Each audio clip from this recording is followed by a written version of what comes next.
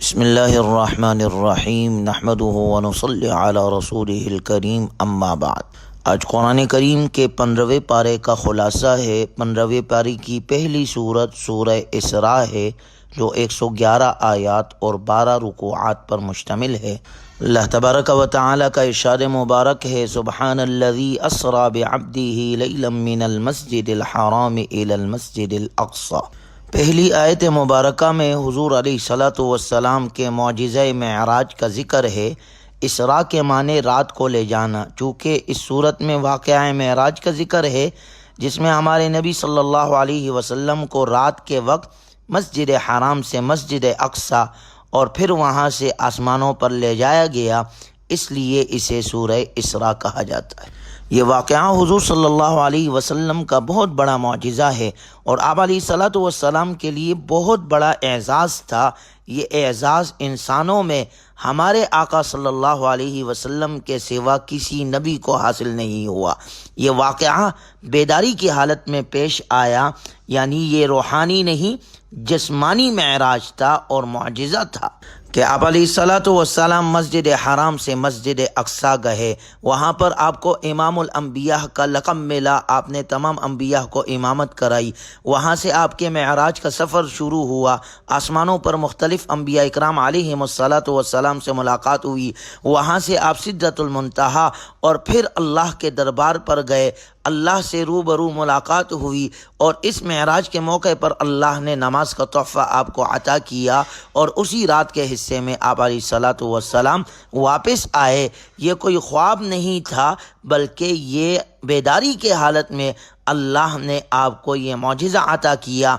اگر یہ نیند کی حالت میں پیش آیا ہوتا تو اسے اتنے اہتمام کے ساتھ قرآن کریم میں ذکر نہ کیا جاتا اور نہ ہی مشرکین اسے جھٹلاتے، کیونکہ خواب میں تو اس واقعے سے بھی زیادہ عجیب و غریب واقعات اور مناظر انسان دیکھتا ہے اور کوئی بھی اسے جھوٹ نہیں کہتا، گویا یہ ہمارے نبی صلی اللہ علیہ وسلم کا معجزہ ہے۔ اس کے بعد اللہ کا ارشاد ہے، وَقَضَيْنَا إِلَى بَنِي إِسْرَائِيلَ فِي الْأَرْضِ لَتُفْسِدُنَّ فِي الْأَرْضِ مَرَّتَيْنِ۔ بنی اسرائیل کو پہلے سے بتا دیا گیا تھا کہ تم ملک شام میں 2 مرتبہ فساد مچاؤ گے، اور دونوں بار ہم بطور سزا کے تمہارے اوپر اپنے بندوں کو مسلط کریں گے۔ چنانچہ پہلی مرتبہ جب انہوں نے تورات کی مخالفت کی اور حضرت شعیع علیہ السلام جیسے انبیاء کو ناحق قتل کیا تو ان پر بخت نصر اور اس کے لشکر کو مسلط کر دیا گیا، جو پورے ملک میں ایک کنارے سے دوسرے کنارے تک پھیل گئے۔ انہوں نے علماء اور رؤساء کو قتل کر دیا، تورات جلا ڈالی، بیت المقدس کو ویران کر دیا اور بہت سارے اسرائیلیوں کو گرفتار کر کے لے گئے۔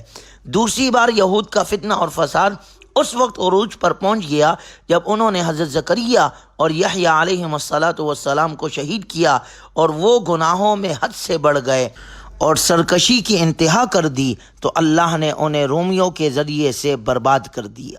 یہی فتنہ اور فساد یہود کی تاریخ رہی ہے۔ نبی صلی اللہ علیہ وسلم کے زمانے میں بھی انہوں نے اپنے آباء و اجداد کی روایت کے مطابق جب جرائم اور سازشوں کی راہ اختیار کی تو ان پر مسلمانوں کو غلبہ عطا کر دیا گیا، جنہوں نے انہیں جزیرہ عرب سے باہر کیا۔ ماضی قریب میں ہٹلر ان کے لیے خدائی کوڑا ثابت ہوا، جس نے بے شمار یہودیوں کو قتل کیا اور بے شمار کو زندہ جلا ڈالا۔ آج پھر ان کا فتنہ اور فساد عروج تک پہنچ گیا ہے۔ اب دیکھیے ان پر اللہ کا قہر کب نازل ہوتا ہے۔ دوسرے رکوع میں دنیا پرستی کی مذمت کا بیان ہے۔ من کان یرید العاجلۃ عجلنا له فیہا ما نشاء لمن نرید ثم جعلنا له جہنم یصلاھا مذموما مدحورا۔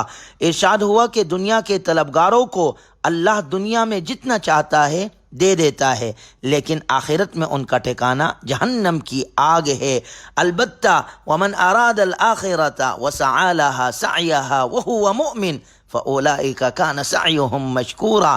جو لوگ آخرت کے طلبگار ہو اور اس کے لیے اخلاص کے ساتھ کوشش بھی کر رہے ہو تو اللہ تعالیٰ ایسی مبارک کوششوں کی بہترین قدر افزائی فرمائے گا اور اس کا بہترین بدلہ عطا فرمائے گا۔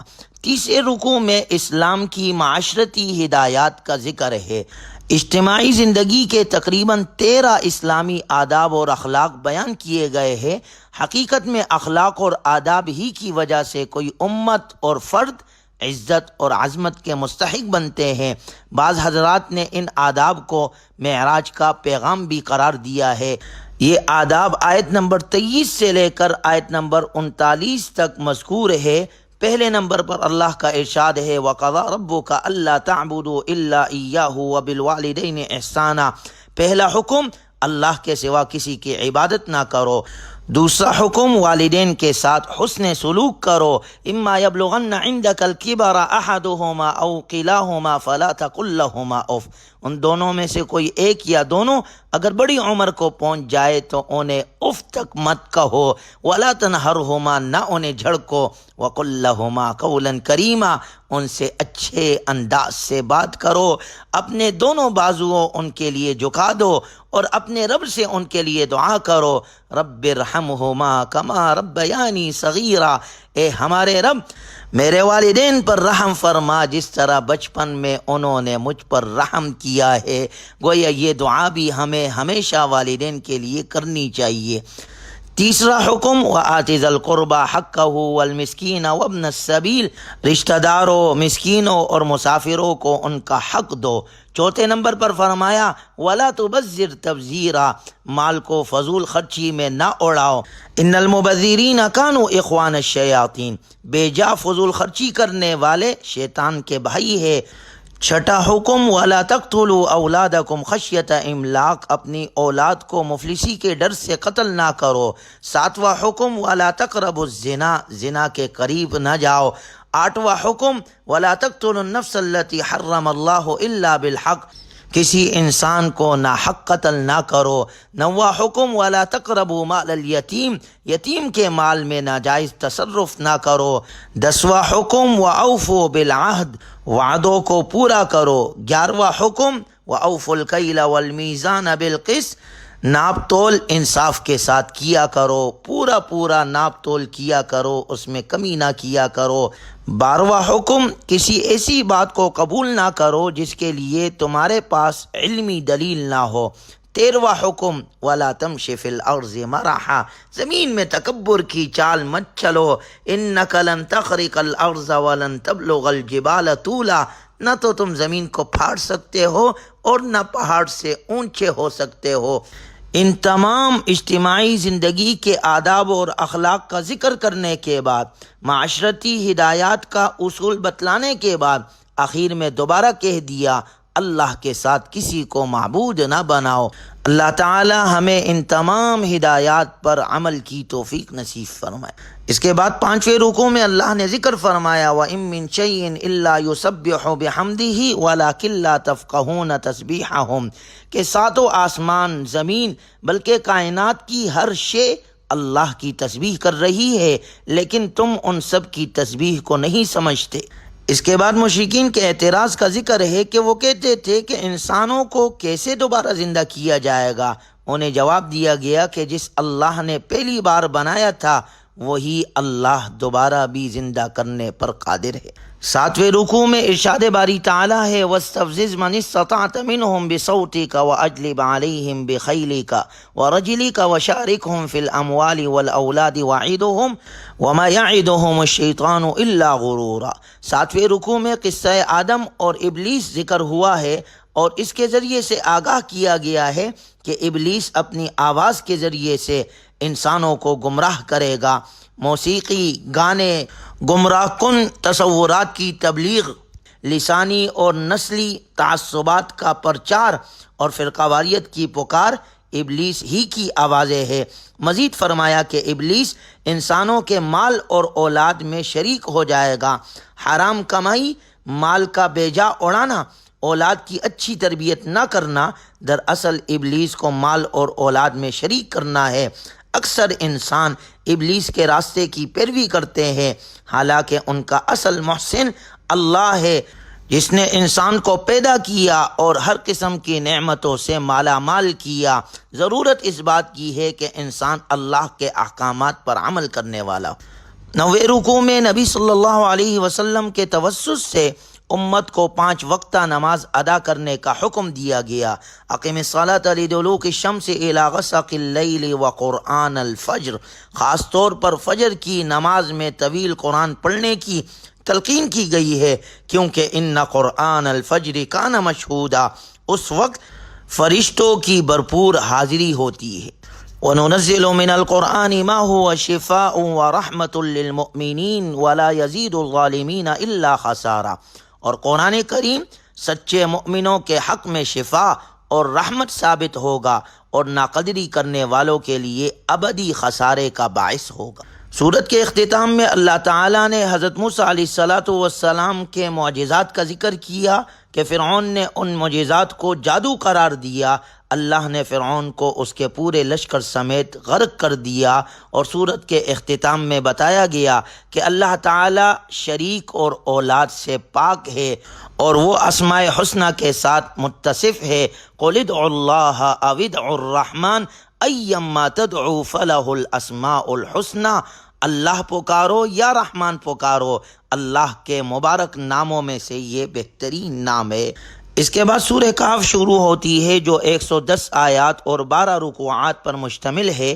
کہف غار کو کہتے ہیں، چونکہ اس سورت میں غار والوں کا قصہ بیان کیا گیا ہے، اس لیے اسے سورہ کہف کہا جاتا ہے۔ اس سورت کی فضیلت کے بارے میں متعدد احادیث وارد ہے۔ مسلم اور نسائی میں حضرت ابو الدرداء رضی اللہ عنہ سے روایت نقل ہے کہ جو شخص سورہ کہف کی آخری 10 آیات پڑھے گا وہ دجال کے فتنے سے محفوظ رہے گا۔ اہل علم کہتے ہیں کہ سنت یہ ہے کہ جمعے کے دن یا رات میں سورہ کہف پڑھی جائے، کیونکہ آپ علیہ الصلاۃ والسلام نے فرمایا جو شخص جمعے کے دن سورہ کہف پڑھے گا اس کے لیے 2 جمعوں کے درمیان کو نور سے منور کر دیا جائے گا۔ اس صورت مبارکہ میں پہلا قصہ اصحاب کہف کا ہے۔ یہ وہ چند صاحب ایمان نوجوان تھے جنہیں دقیانوس نامی بادشاہ بت پرستی پر مجبور کرتا تھا۔ وہ ہر ایسے شخص کو قتل کر دیتا تھا جو اس کی شرکیہ دعوت کو قبول نہیں کرتا تھا۔ ان جوانوں کو ایک طرف مال و دولت کے انبار، اونچے عہدوں پر تقرر اور معیار زندگی کی بلندی جیسی ترغیبات دی گئی، اور دوسری طرف ڈرایا دھمکایا گیا اور جان سے مارنے کی دھمکیاں دی گئی۔ ان جوانوں نے ایمان کی حفاظت کو ہر چیز پر مقدم جانا اور اسے بچانے کی خاطر نکل کھڑے ہوئے، کہنے لگے ربنا رب السماوات والارض لن ندعو من دونه الہا لقد قلنا اذا شططا، کہ ہمارا رب وہی ہے جو آسمان و زمین کا رب ہے، ہم اس کے علاوہ کسی کو نہیں پکاریں گے۔ اور اللہ سے دعا کی۔ اصحاب کہف کی مشہور دعا ہے آیت نمبر 10 میں، ربنا آتنا من لدنک رحمہ وہیئ لنا من امرنا رشدا، اے ہمارے رب ہمیں اپنے جانب سے رحمت عطا فرما اور ہمارے کاموں میں ہمارے لیے آسانی مہیا فرما۔ اللہ تعالیٰ نے ان کی دعا قبول کی۔ جب یہ شہر سے نکلے، چلتے چلتے بہت دور ایک پہاڑ کی غار تک پہنچ گئے۔ انہوں نے اس غار میں پناہ لینے کا ارادہ کیا۔ جب وہ غار میں داخل ہوئے تو اللہ تعالیٰ نے انہیں گہری نیند سلا دیا۔ وَلَبِثُوا فِي كَهْفِهِمْ 300 سِنِينَ وَازْدَادُوا 9، چنانچہ وہ 309 سال تک اس غار میں سوتے رہے۔ جب نیند سے بیدار ہوئے تو کھانے کی فکر ہوئی۔ ان میں سے ایک کھانا خریدنے کے لیے شہر آیا، وہاں اسے پہچان لیا گیا۔ 3 صدیوں میں حالات بدل چکے تھے۔ اہل شرک کی حکومت ختم ہو چکی تھی اور اب موحد برسر اقتدار تھے۔ ایمان کی خاطر گھر بار چھوڑنے والے یہ نوجوان ان کی نظر میں بڑی حیثیت اختیار کر گئے۔ اس قصے سے یہ سبق حاصل ہوتا ہے کہ مومن کو ایمان کے سلسلے میں بڑا حساس ہونا چاہیے، اور اگر خدا نخواستہ مادیت اور ایمان دونوں میں سے کسی ایک کے انتخاب کا مرحلہ آ جائے تو مسلمان کو بہر صورت ایمان کی حفاظت ہی کو ہر مادی چیز پر ترجیح دینی چاہیے۔ اس واقعے کے بعد سورہ کہف کے 5ویں رکوع میں اسباب پرستی کی نفی کے لیے ایک واقعہ بیان کیا گیا ہے۔ وَاضْرِبْ لَهُم مَّثَلَ الرَّجُلَيْنِ جَعَلْنَا لِأَحَدِهِمَا جَنَّتَيْنِ مِنْ أَعْنَابٍ وَحَفَفْنَاهُمَا بِنَخْلٍ وَجَعَلْنَا بَيْنَهُمَا زَرْعًا کہ ایک شخص کو اللہ نے انگور اور کھجور کے 2 باغات عطا کیے تھے۔ باغات کے درمیان ایک نہر جاری تھی، دونوں باغات بڑے سرسبز تھے اور خوب پھل لاتے تھے۔ وہ شخص ہر وقت ان باغات میں ہی مصروف رہتا تھا اور اللہ کی یاد سے غافل تھا۔ ایک دن اسے اس کے ایک ساتھی نے متوجہ کیا کہ کچھ اللہ کو بھی یاد کر لیا کرو، عنقریب یہ باغات فنا ہو جائیں گے اور قیامت آ جائے گی، کچھ قیامت کی تیاری کی بھی کوشش کیا کرو۔ اس نے بڑے تکبر سے کہا، ما اظن ان تبید ہذہ ابدا کہ میرے باغات پر کبھی بھی زوال نہیں آ سکتا۔ میں نے ان باغات کی حفاظت کے لیے کھجوروں کی باڑ لگا دی ہے، تیز آندھی بھی میرے باغات کا کچھ نہیں بگاڑ سکتی۔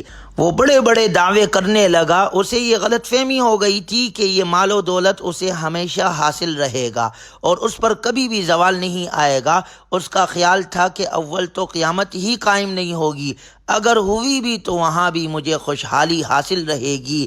اس کے صاحب ایمان دوست نے اسے سمجھانے کی کوشش کی کہ اسباب کو خدا کا درجہ مت دو، انہیں سب کچھ نہ سمجھو اور اللہ کو ہرگز نہ بھولو۔ اس کائنات میں وہی کچھ ہوتا ہے جو وہ چاہتا ہے، لیکن دولت نے اس کی آنکھوں پر ایسی پٹی باندھی تھی کہ سورج سے بھی زیادہ یہ روشن حقیقت اس کو سمجھ نہ آ سکی۔ پھر اللہ کا عذاب آیا اور اس کے باغات جل کر کوئلہ ہو گئے۔ تباہی اور بربادی کے بعد وہ پچھتانے لگا کہ اے کاش میں نے شرک نہ کیا ہوتا اور اسباب کو خدا کا درجہ نہ دیا ہوتا، مگر اس کا پچھتاوا اس کے کسی کام نہ آیا۔ گویا اس واقعے سے ہمیں بھی سبق ملتا ہے کہ صرف اسباب پر بھروسہ نہیں کرنا بلکہ مسبب الاسباب رب ذوالجلال کے ساتھ اپنا تعلق مضبوط بنانا ہے تو اللہ ہر جگہ کامیابی عطا کرے۔ چنانچہ اس کے بعد 6 رکوع میں اللہ تعالیٰ نے دنیا کی زندگی کے لیے کھیتی کی مثال بیان کی ہے۔ وَضَرَبَ اللَّهُ مَثَلَ الْحَيَاةِ الدُّنْيَا كَمَاءٍ أَنزَلْنَاهُ مِنَ السَّمَاءِ کہ دنیاوی زندگی کی مثال پانی کی طرح ہے۔ آسمان سے پانی برستا ہے، پانی کے ساتھ سبزہ مل کر کھیتی کی صورت اختیار کرتا ہے۔ رفتہ رفتہ کھیتی عروج پر آتی ہے، پھر زرد پڑ جاتی ہے، خشک ہو جاتی ہے اور چورا چورا ہو کر زمین میں مل جاتی ہے۔ اسی طرح سے انسان کی زندگی کا بھی ایک دورانیہ ہے۔ روح اور جسم ملتے ہیں، انسان پیدا ہو کر دنیا میں آتا ہے، جوانی کے عروج کو پہنچ جاتا ہے، پھر بوڑھا ہو جاتا ہے اور وفات پا کر سپرد خاک ہو جاتا ہے۔ المال والبنون زینت الحیات الدنیا، مال اور اولاد تو دنیاوی زندگی کی زینت ہے اور یہیں رہ جاتے ہیں۔ والباقیات الصالحات خیر عند ربک ثوابا وخیر عملا، اور باقی رہنے والی اور ساتھ جانے والی نیکیاں ہے۔ اللہ ہمیں نیکیوں کی توفیق عطا فرمائے۔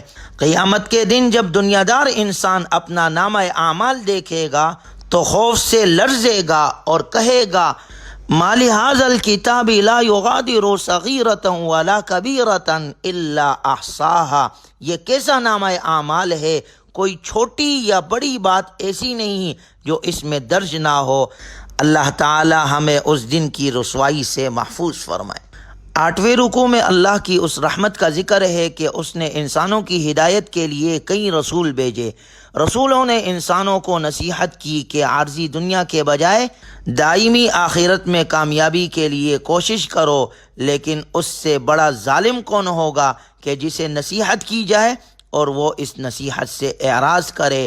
عنقریب یہ ظالم برے انجام سے دوچار ہوں گے۔